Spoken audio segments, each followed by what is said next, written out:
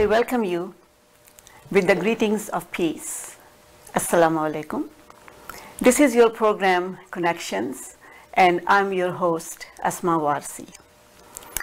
Today we are going to talk about marriages, especially marriage in Islam. We are Muslims and we believe that the marriage should be done in the Islamic way. We don't just pick a guy or a girl and start living together. So we have to have certain rules and certain lines that we have to follow. To discuss all this and talk about it, I have invited two very capable, very knowledgeable persons here. One of them is Imam Abdul Hai Patel, and I welcome you. Assalamu alaikum. Right. And the second guest is Dr. Liaquat Takim. I welcome you on the show. Thank you. Please introduce yourself a little bit and tell more about yourself to our audience and our viewers. Bismillah ar-Rahman ar-Rahim. Assalamu alaikum. My name is Liaquat Takim. I teach at McMaster University. I hold the position of the Sharjah Chair in Global Islam. I was an imam before at the Jafar Islamic Center in the 1990s, and I have been teaching at various institutions. I teach Islamic studies, different subjects within Islamic studies, and like Imam Patel, I engage in some fair amount of dialogue and interfaith work. MashaAllah. MashaAllah. Imam Patel. Bismillah ar-Rahman ar-Rahim. Nahmadu wa nasalli ala Rasulih al-Kareem. I'm Abdul Hai Patel. I have been here as a voluntary imam for the last 50 years in this country. MashaAllah. This is my 50th year. And I'm also one of the founders of the Canadian Council of Imams. Currently I'm the interfaith director. I serve a number of multi-faith and interfaith committees as well as for Correction Canada. And you're also a school trustee. And I was a school trustee for the Toronto District School Board for the last 2 years. I didn't seek election. Okay. And also I have been involved with Board of Education since 80s actually. Very good. As well as a number of other work with liaising with Toronto Police, the Regional Police, Correction Canada. The list will go on. MashaAllah, MashaAllah, MashaAllah. Allah Ta'ala says in the Quran, when Allah Ta'ala tells us about His signs, so He talks about the turning of day and night is one of the signs of Allah, and the rain, and the changing of the seasons, and the day and night, and all these things. And at the same time, He talks about the relationship of a husband and wife as one of His signs, right? As I understand, it's a unique relationship in many ways. That first of all, it's not by birth. We have all the relationships, like your father, your mother, your children, your aunts and uncles, and all your family. This is all blood relationship. But a husband and wife relationship is not already made. It's not a blood relationship. This is a relationship that we have to establish. And this relationship, the first relationship on earth, was even before earth, was established between Adam and his wife. So this is a very unique and very sacred relationship. Another thing is that blood relations, you cannot get rid of them. No matter how dissatisfied you are, no matter how you fight with each other or kill each other, but they are always your relatives. Your brother will always be your brother, your sister will always be your sister, and so on. And the other thing is that if you lose one of them, you lose your father, you lose your mother, brother or sister, you cannot replace them. But with husband and wife, not only that you establish it, the relationship, establish relationship, but also you can undo it in certain circumstances, and you can redo it again in certain circumstances. You can do. So it's a very unique relationship. And the problem is that in our Muslim societies, Muslim homes, we don't know much about the real value of this relationship and what Allah has told us about it, and what the Prophet, peace be upon him, has by his sunnah, he has shown us how to live this life. So first of all, I would, whoever wants to answer, I will not appoint you. I will let you choose your questions. Yes. So marriage or nikah is a legal contract between a husband. Am I right? It's a legal contract. So we can call marriage as a contract. Correct? Okay. Right? So if a woman or a man are forced into a relationship, is this a true marriage, or is this basically invalid?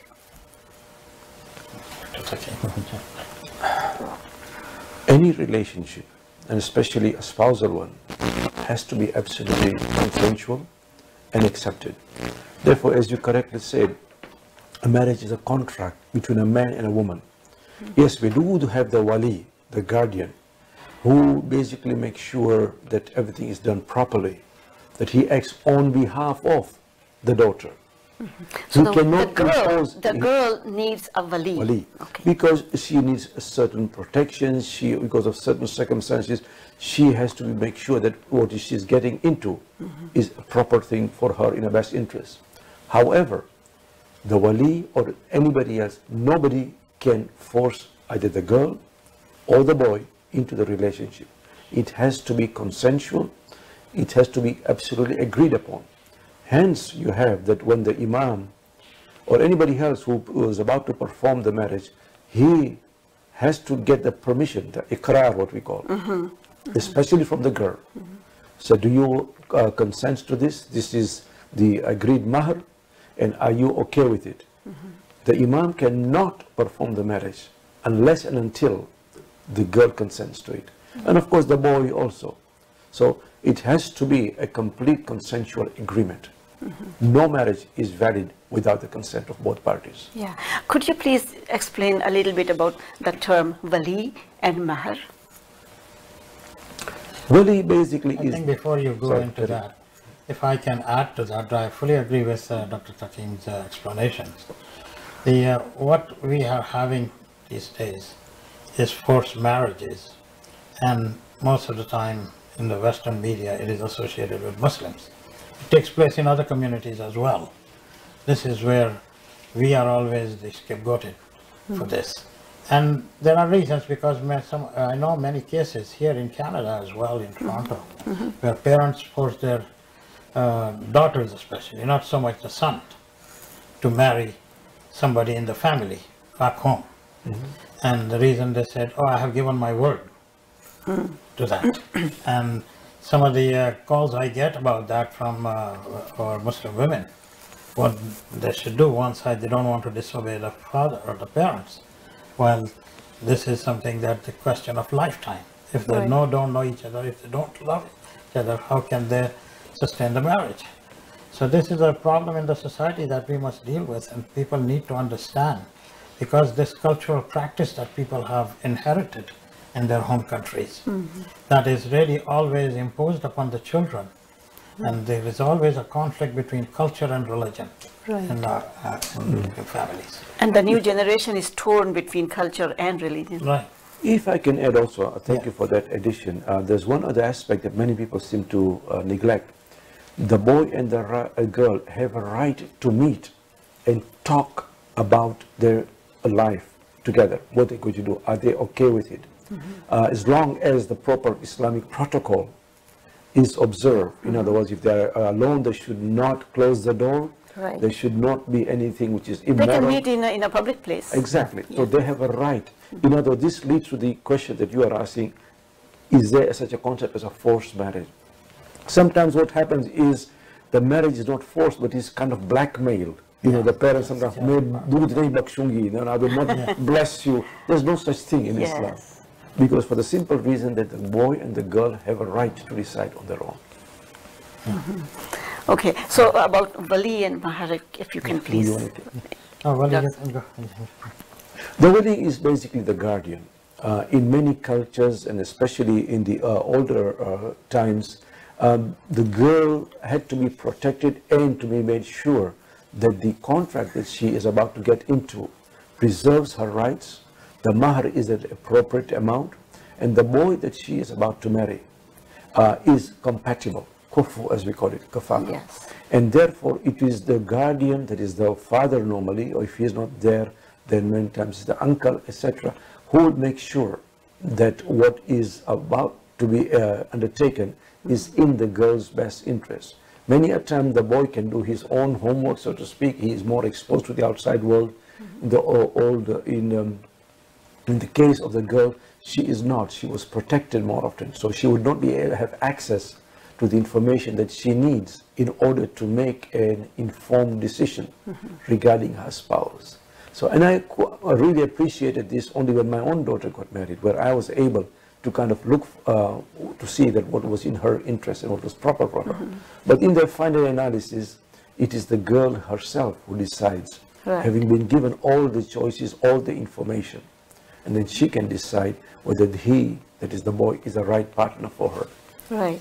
Yeah. On the wali subject, in the Hanafi school of thought, having a wali is not mandatory. Okay. And the adult man or woman are free to give their consent to marriage. Okay. But many practices still having a wali, which is helpful. That whole concept of wali is. And in today's age, when the girls and boys are equally knowledgeable, they go out, they go in schools, universities, and everywhere, and then Mr. Google has a lot of knowledge, and everybody has access to that. So they are not as naive, I would say, as they were in olden days. So well, this is the question that often comes up between arranged marriages and independent or selection of spouses.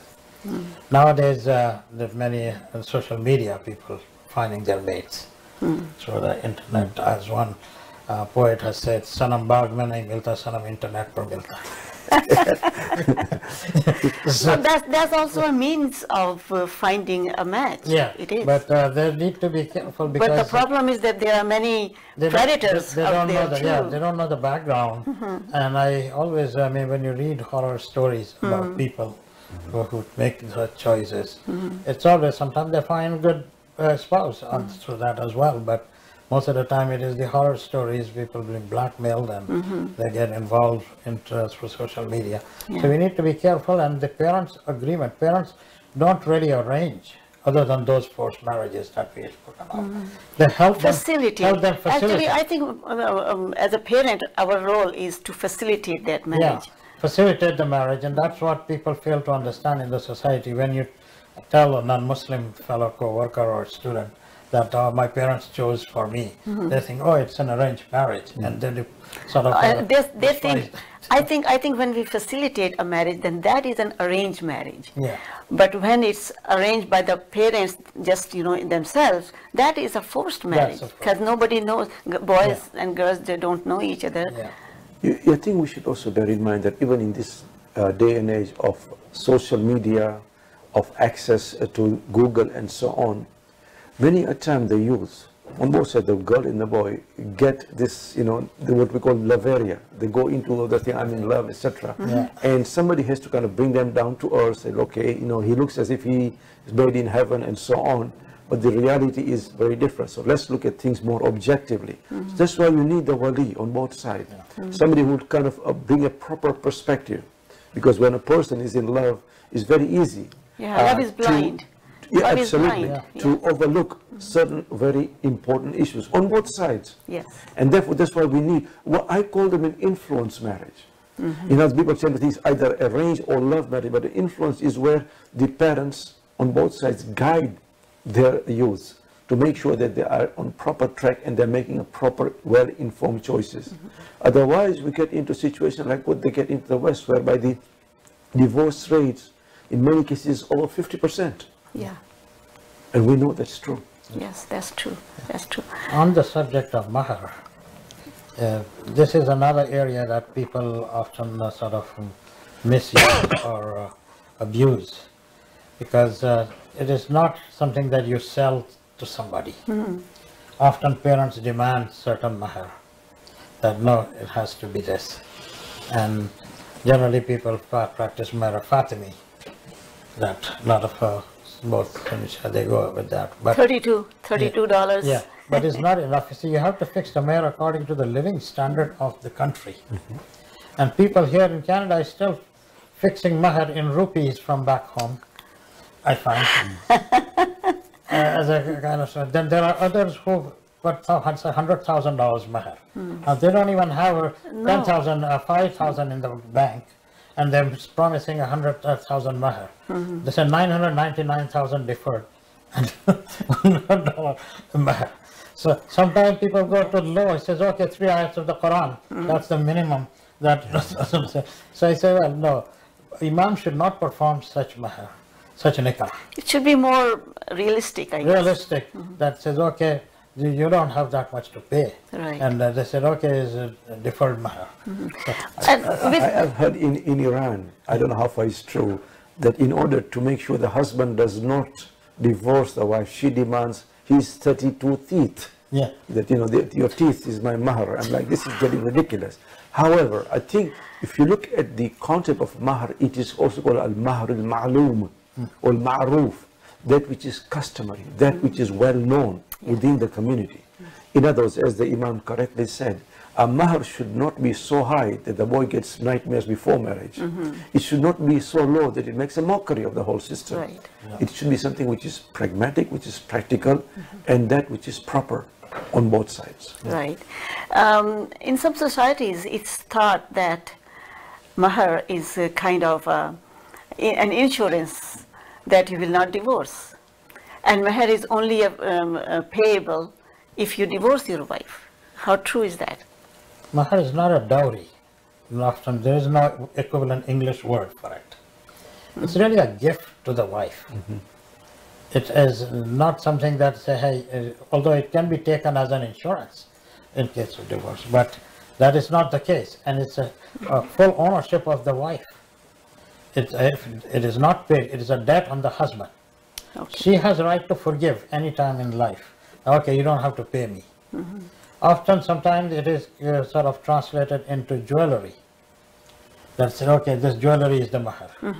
So that whatever is acceptable to the wife is considered the mahar, but that is a gift of, for her for marriage, not any other kind of compensation. Okay, so mahar is basically a gift that husband gives to his wife. Yeah. Right. And this marriage contract, does it have to be in writing or verbal, or should there be any witnesses present when the the marriage is taking place? Who wants to answer that? Are we talking of a prenuptial agreement? It could be prenuptial, or yes, of course, because at that time, I guess you will discuss the responsibilities and rights of each other. It does not have to be in writing, according to at least the Ja'fari fiqh. However, given today's needs and requirement, it is better that it is in writing, so that later on there's no question of he said, she said. Right. If things are in writing, then it's very clear cut. Sometimes people will even dispute the amount of the mahar. And also, this is where the girl has a right to state her needs, her requirements, so that there's no abuse later on. Okay. You know, many a time, unfortunately, marriages end up in a very abusive situation. And if a girl wants talaq, it is much more difficult. Of course, we do not encourage talaq. But however, it is better to state everything in writing right at the beginning. Okay. So later on, there's no question of, well, I told you so, or I shouldn't have said that. So kind of stuff. basically, marriage contract is like a prenuptial in Well, no, Canadian prenuptial is different. Canadian terms. Yeah, prenuptial is something different from an actual marriage ceremony that is taken place. In the ancient society, there were no record keeping. But marriage usually takes place in a public place, so people know that they are not living together without nikah. Right. So that's why witnesses are necessary. How many witnesses are Two required? witnesses, Two. at least. Male or Adult- female? Adult male witnesses. Male. How about female witnesses? Well, not I have heard of any that says about female. That usually is two male witnesses that should be there, and then when it is done in public, you say, okay, in the presence of all here, they are also witness, so that. But it's not mentioned in the Quran that there should be male witnesses for marriage. Well, any action that requires witnesses, such as marriage, which is really a union of two people, cannot be hidden from the public. Yeah, I understand that. Yes. Our tradition, it says not everything in the Quran. We also look at Rasulullah practice. The Sunnah of the Prophet. Hadith, Yes. Sahih Hadith. That also says. So you can never question that this is not in the Quran. Right. But this is what the witnesses are needed. Now, in today's context, in 21st century, it's very essential that people have a record of marriage as a proof. For a number of things, for not just for benefits, but even for traveling, for other purposes and so on, that they have to have a record. Now, still many times I find people here, Muslims, when they call for nikah, they don't know they have to get a license from the municipality and registered here in Canada. We here in Canada enjoy a very good privilege that we don't need to go to court to register a marriage, as in some countries. Any imam, any priest, any pandit who is authorized by the government registrar of the Ontario Minister of Consumer Relations on behalf of a congregation and any jamaat, that person is registered, and if that marriage is performed, then it is valid. It is registered as a valid marriage. So this is a privilege we have here in Canada, that most provinces allow this. But people don't know that this is a necessity, and they don't want to lie. I say, listen, no imam should perform marriage without license because there is no proof of your marriage. Okay, thank you. This was a very, very informative. At this point, we'll have to take a short break. So don't go away. I hope you're enjoying the program. We'll be back shortly. Thank you.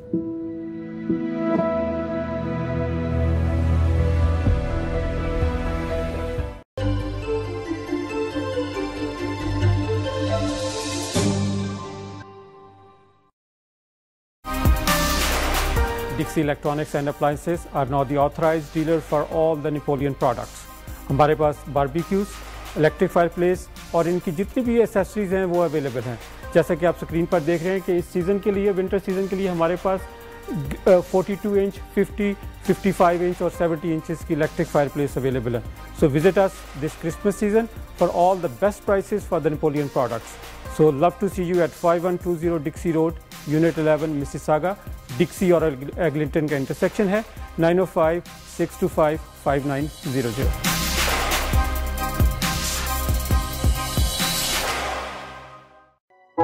You do not have to wait to protect your dependents and plan your estate. Ado Law will help you take the appropriate steps. Having a will is the most important thing you can do for yourself and your dependents. Not only can a will legally protect your loved ones, it can also spell out exactly how you would like things handled after you have passed on. Ado Law, the legal professionals. Canada में मौसम और mortgage rules change होते पता नहीं चलता, and for that very reason consult someone who knows what's going on, ताकि आप हासिल कर सकें tension free mortgage solutions easily with Musaddiq Ikram, one of the most successful mortgage agents in Ontario. तो हो institutional या private mortgage, equity line of credit, refinancing, first या second mortgage, debt consolidation, या है self-employed या new immigrant, Musaddiq Ikram has perfect solution and best possible rates for all your mortgage needs. तो आज ही call करें Musaddiq Ikram at 647-969-3887. If you are looking for a reliable, professional, and affordable travel agency in your town, then your search is over. Global Travel and Tours is your personal travel partner. Our dedicated staff, always ready to make your trip hassle-free, memorable, and cost-effective. We will assist you with hotel reservations, the transportation, visa assistance, and travel insurance. Please give us a call right now at 1-877-275-3555. 855. Urooj financial के जाहिद सैयद लाए आपके family और friends के लिए travel and visitors insurance जो दे आपको best plan at best price, महाना payments plan for super visa insurance और क्लेम में मदद, आपके बेहतर मुस्तकबिल की जमानत। उरूज फाइनेंशियल। उरूज फाइनेंशियल के जाहिद सैयद लाए आपके मॉर्गेज डेट के लिए life insurance and in case of disability monthly payment plan जो आपकी फैमिली को दे बेनिफिट, ना कि आपके बैंक को, आपके बेहतर मुस्तकबिल की जमानत। उरूज financial.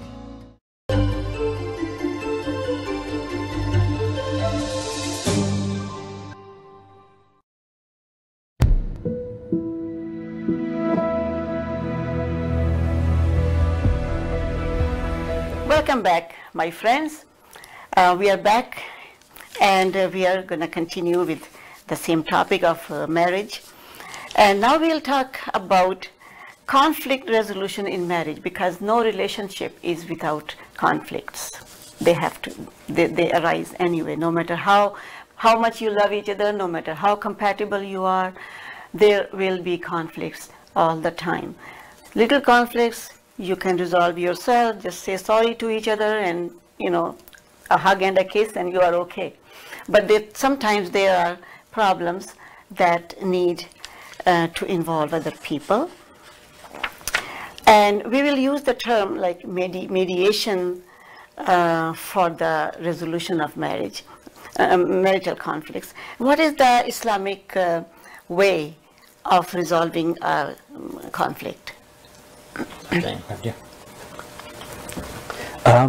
Quran like mentions you have one person from wife's family and like elders, one elder from the wife's family and one from the husband's family. The Quran talks about mediation when you have a marital dispute. Yes. So let there be one person from her side or people from this side and from the girl's side and from the boy's side in order to try and mediate, to come to some kind of resolution. And it's very important to do that because many a time the issues cannot be resolved between the husband and the wife. And also you need not only people from each side, you need some kind of religious authority to give the Islamic perspective on these things. Because obviously when you have two people coming in, each one is representing his party's interest, client. and so on. And you need somebody who is neutral also. So I would prefer that we give somebody who is also has a religious perspective, somebody who is neutral and who is known to be fair, in order to make sure that neither side is losing out his or her rights. So that will be probably an arbitrator. That would probably end up, or an imam who is, considered reliable. This is something that in this society, at least in Canada, people often don't have people to go to. And marriage counseling has become a big business. It's actually a business in a way, Yes. people go for counseling. But before any couple move to any drastic step of divorce or any other abusive relationship, mediation is the first step. As Dr. Takim has pointed out, that people from both sides meet. What I have found as a mediator is that people, they don't like the tone if it is set after the resolution is reached by the mediator. That, okay, this is what you have to do. And one party doesn't like, they just ignore it. And in mediation, there is a rule that I speak now as a mediator. Yeah, you can walk out any time. Yeah. And the second step is the arbitration with a religious authority or so that you can. But it's always good to be guided by Islamic principles. Right. What is at a dispute? That they need that clarification. And when the advice is given, they need to follow that. Right. If they're really looking for a resolution. But if if they are not just there to waste time of a mediator, then it doesn't make sense. But it is something that is always a recommended practice. You mentioned that, Imam Patel, you mentioned that counseling is a big business. Yeah. Are there any counseling services run by Muslims for Muslim community? Well, there are, the imams individually run, people go to counseling. Then there are some social services that they have counselors. I don't want to name them on TV. But No, I don't want the name. The problem I find that because of the lack of training or openness, I find some imams, I'm sorry to say this, they always favor the male, the husband side. This is, I'm speaking from experience of people. People have gone for resolution and they have not given the proper resolution. The same thing can happen with a lawyer.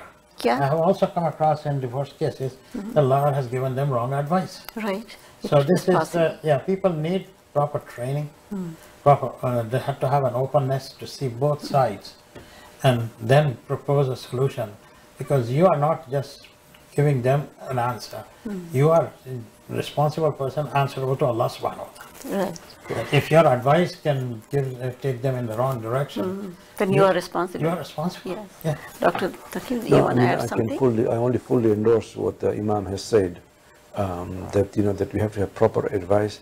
One thing that I should caution is that it's sometimes very tempting to just call the cops on even if there hasn't been any violence. Yes, to get the 911, husband everybody out. knows that Yes. number. And that sometimes, out of the heat of the moment, people end up doing it without realizing the consequences, the long-term consequences, especially when you have kids involved. Yes. I mean, I do not condone violence at all. We should not be going there at all. But as the Imam said, it's better to get some kind of mediation, arbitration, rather than going to drastic steps, which would lead to irreversible consequences. Correct.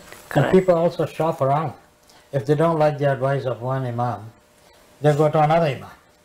I have had people who had mediation done in California and then come in Toronto, they move here. To get a better resolution. And they didn't like my advice, they went to another person. They went to about 2, 3. Yeah. Fatwa shopping. Fatwa shopping, yes.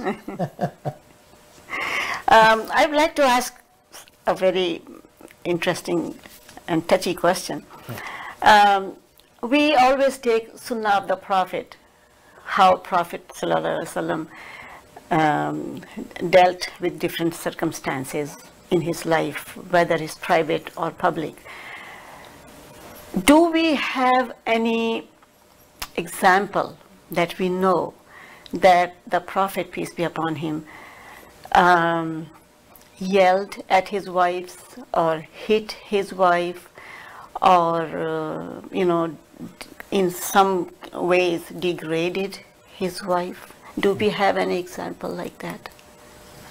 As far as I know, it's none. Why people look for it? I have not come across any hadith, at least I have not come across, where the Prophet actually struck any of his wives. Now, there are always cases where you get angry with each other, and that's human nature. That's just human nature. But to actually go and physically strike your wife, no. No. Have you? No. I don't know of any hadith, any tradition or any Sahabi ever recorded anything. Or even that he encouraged Yeah. the act, that was not actually hitting them, but even encouraged or asked others to do He that. always said, do not abuse the wife. Right. He said, I'm the best of husband to my wife. Right. That brings me to another very sticky question. And I'll read it for you. First of all, what's the meaning of, there is an ayah in the Quran that I am unable to understand fully. And it's in Surah Nisa. What's the meaning of nashuz? First of all, there's nashuz. It's about the admonition of your wife if she has nashuz. So there is first that you, talk to them. The second stage is you stay away from them in bed. And the third one uses a verb, zarabuhunna. And I want to understand the word zarabuhunna. Many, almost everywhere that I saw and I looked, the word is translated as hit them. Now, I also checked in other places, and there are other places in the Quran. For example, there is Surah Rad, Ayah 17, and twice this word is used, zaraba. And then in Surah Zumar, the same word is used in Ayah 27 and 29, and it's used in the context of that Allah explains, Allah gives example, Allah uses parables. So the word zaraba or zaraba is used in the context of giving examples and explanations and parables, which means counseling. To me, it means counseling. So how come all the translations and all the religious people, scholars that I have talked to, they always translate this word as hit them. It's the same verb, zaraba, zarabu, zarab, whatever, I don't know English, I don't know Arabic grammar. So I'm not able to understand this properly. And the second thing is, first of all, the word itself. Second thing is, when any time we need guidance, we don't have a clear-cut solution in the Quran, we always run to the hadith and sunnah of the Prophet. We get guidance from there. The explanation is there because Rasulullah sallallahu alaihi wasallam, peace be upon him, he came here to explain everything by his actions. And we don't see anything like that he ever hit his wives. Although there was disagreements with Aisha, radiallahu, with his wives when they asked for more allowance, and they said that now you have money and we can have more, and the Prophet was not agreeable to that. What he did actually was he left the house for almost a month and he went to the masjid. He did not hit. So that can be another solution, like you stay away from the situation. So why is it that, and this translation has given an open season to Muslim husbands, and this is very saddening because I don't understand this. I hope you can shed some light on it. Dr. Taqi. You'd like to explain nashuz? Nashuz. What is nashuz? You go ahead. Okay. We must understand, first of all, that unlike English, Arabic language is very rich. One word can have multiple meanings, and that meanings can be interpreted in different ways depending on the context. There are two things that we have to understand. One is the text, one is the context. Mm-hmm. Every text has a context. Right. If you remove the context, that text will lose meaning.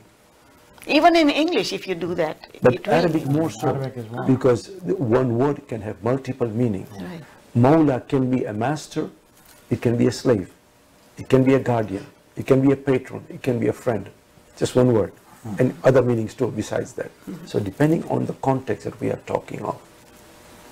As far as nushuz goes, again, there are multiple meanings. It could be some kind of obedience, disobedience rather, but it could be even more than that, which I believe is applicable in this particular verse, which is immoral behavior, right. Improper behavior. It's not just simply like, no, I'm not going to get you a glass of water. It's far more serious. It's more like immorality and absolutely.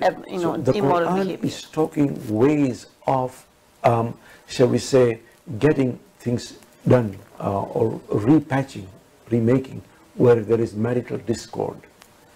And again, we have to remember the context, which is 7th century Arabia, what was acceptable then. We must also remember, this is just purely my understanding. I should make it very clear, and people have a right to disagree with it, that we have two concepts that we need to bear in mind. One are values, principles, which are eternal. The Quranic principles and Quranic values are eternal, of love, compassion, honesty, kindness, etc. One are laws which tend to be context-based, culturally conditioned, and laws can change with time.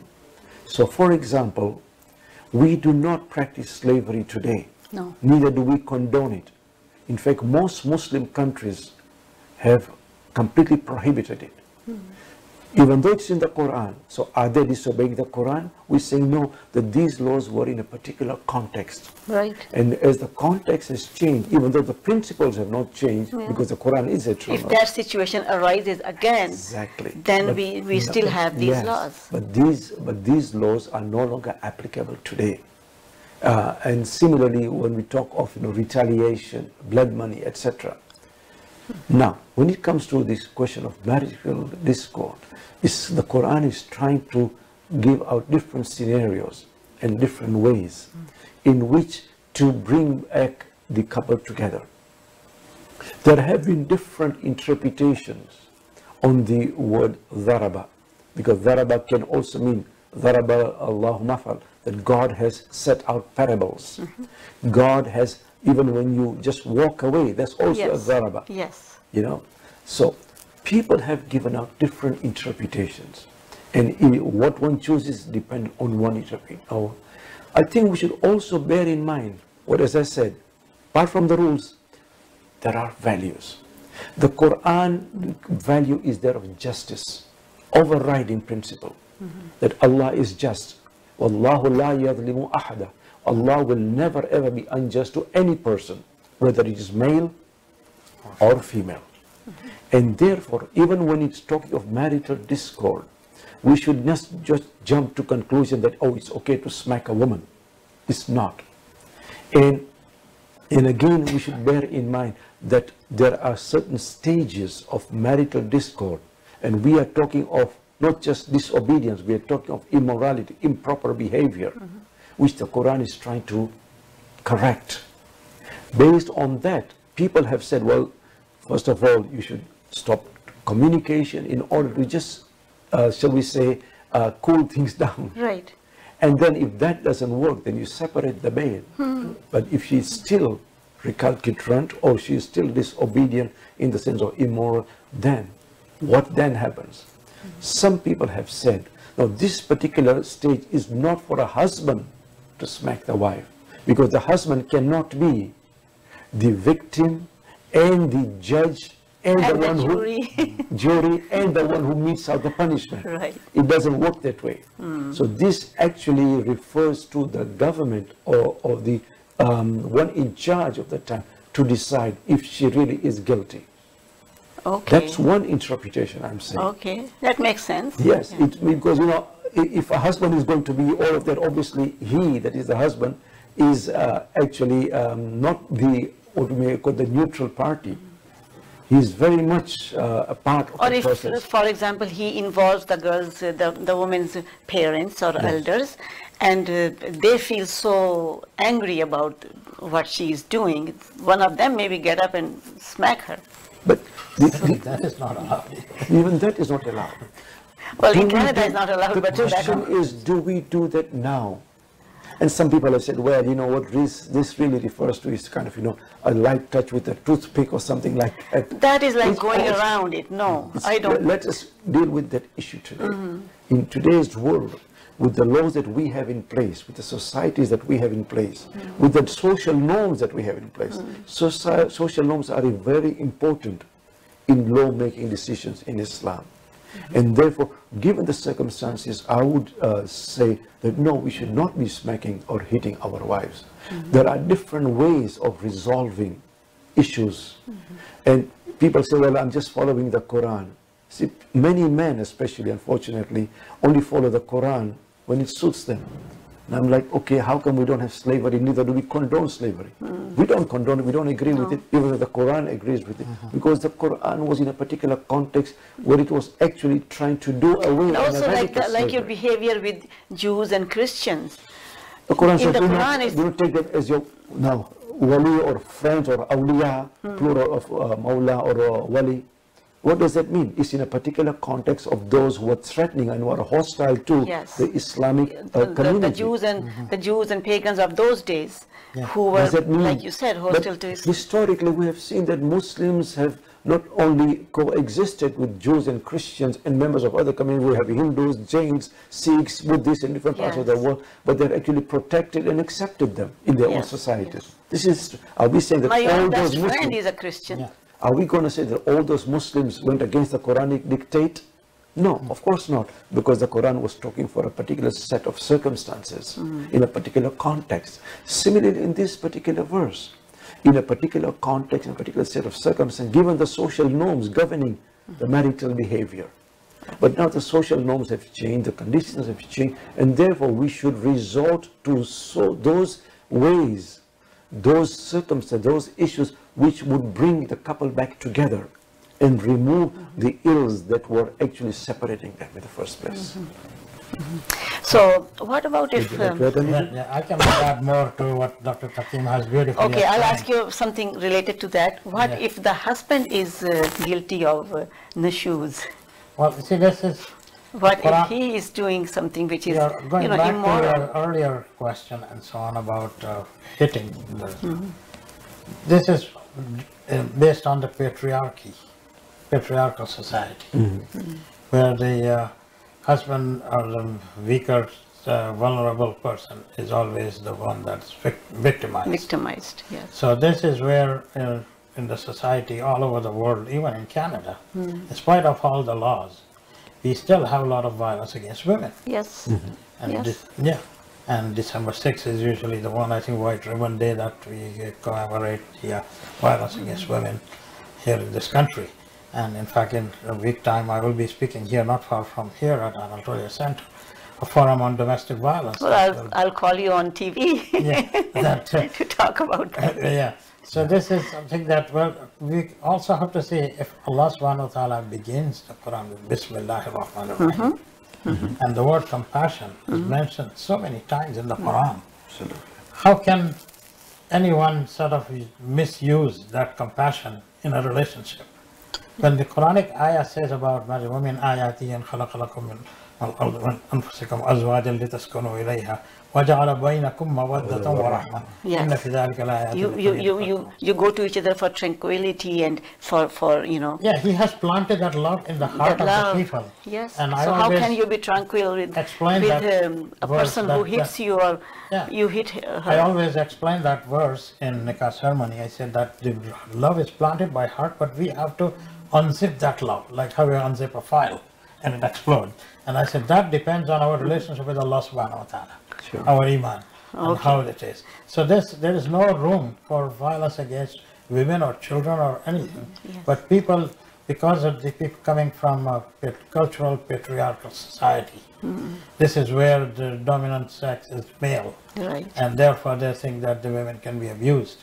And it happens here everywhere, but that is something that is not condoned by the Quran or in Islam. Thank you very much. We only have about a couple of minutes. I'll ask you a quick question.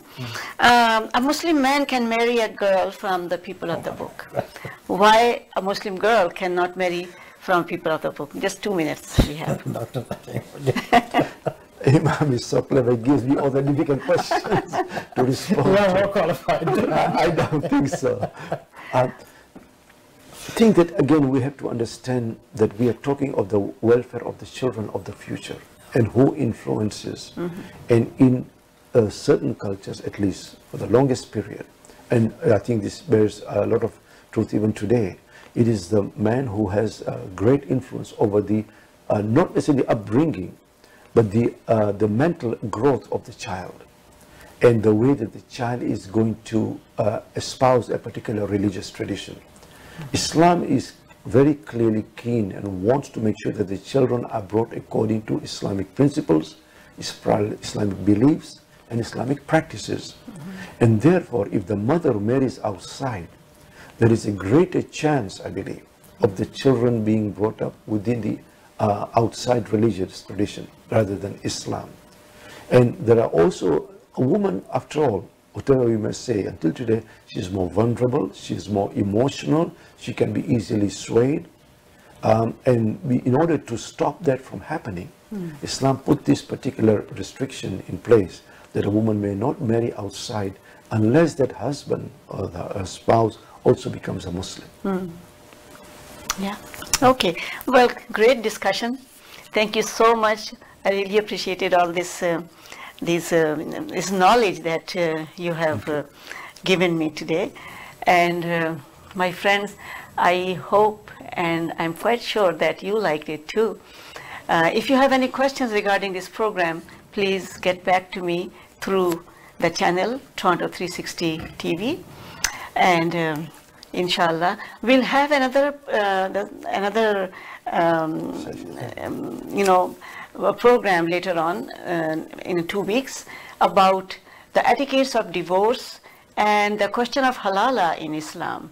So please stay tuned with us, and don't forget to turn on your TV on Wednesdays at 8 o'clock, 8 p.m. Okay, thank you very much once again, and thank you for watching. Stay blessed. Goodbye.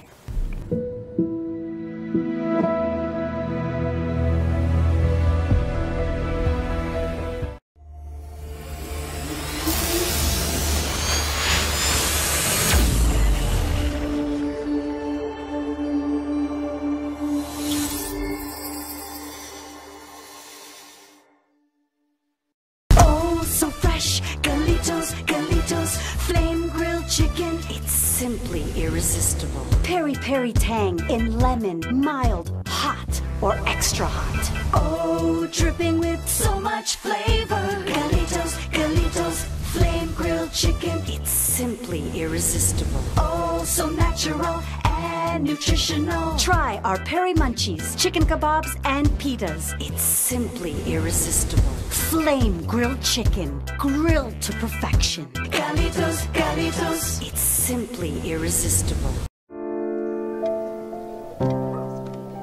Injuries not only impact you, but also people around you. Life is better than this. Let's get your life back. The injury lawyers at Alam Law will use their years of experience to handle your claim so that you can focus on your recovery.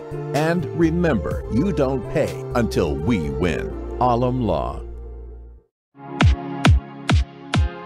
Thinking of buying, selling, or investing in real estate, whether it be residential, commercial, or pre-construction, Arshad Bhatti and his team of professionals can help. We have guaranteed allocations in high-rise and low-rise pre-construction projects in and around the GTA. Want to be updated when a new project launches? Then join our database today and never miss out on the latest projects. Call Arshad Bhatti at 416-300-5600. That's 416-300-5600 or register at arshadbhatti.com. मैं पढ़ने के साथ साथ अपनी अम्मी के साथ काम भी करती हूँ, जैसे कि मेरी अम्मी घरों में काम जाके करती हैं, इसी तरह मैं भी काम करती हूँ। हम दोनों को पढ़ने का बहुत शौक़ है। हमारे अब्बू का इंतकाल हो गया है, इसकी वजह से हम अपने घर की गुर्बत को ख़त्म करना चाहते हैं। मुस्लिम वेलफेयर स्कूल सेंटर हमारी बहुत मदद करता है, पढ़ाई में भी फ्री तालीम भी देते हैं और साथ साथ राशन भी देते हैं, किताबें, यूनिफॉर्म सब free. Muslim Welfare Center. Service to humanity is service to Allah. रोशन मुस्तकबिल और अपनों का साथ जन्नत से कम नहीं। आप भी कनाडा को अपना घर बना सकते हैं। ग्रीन स्टार इमिग्रेशन सॉल्यूशंस के regulated Canadian immigration consultant Shahbaz Akbar के साथ master of business class immigration, express entry, skill class immigration, refugee claims and family sponsorships. So call now at 416-508-3989. Green Star Immigration Solutions Canada. It's never too late to follow your dreams.